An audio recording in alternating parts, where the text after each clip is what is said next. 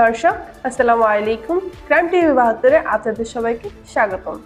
সাথে আছে আমি মিষ্টি রহমান। এবার বিস্তারিত।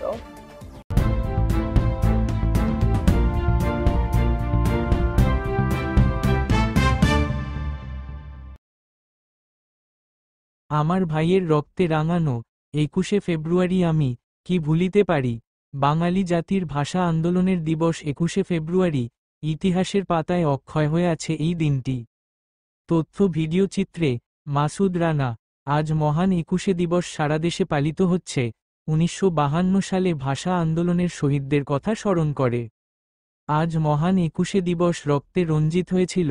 এই দিনে সালাম, রফিক, বরকত, জব্বার সহ শহীদদের কথা স্মরণ করে মধ্যরাত ১২টা ৩০ ঘুঘুদিয়া আদর্শ উচ্চ বিদ্যালয় মাঠ প্রাঙ্গণে ভাষা শহীদদের স্মৃতিস্তম্ভে পুষ্প দিয়ে শ্রদ্ধা নিবেদন করেন। পাথালিয়া ইউনিয়ন পরিষদের পক্ষ থেকে এই আয়োজন করা হয়।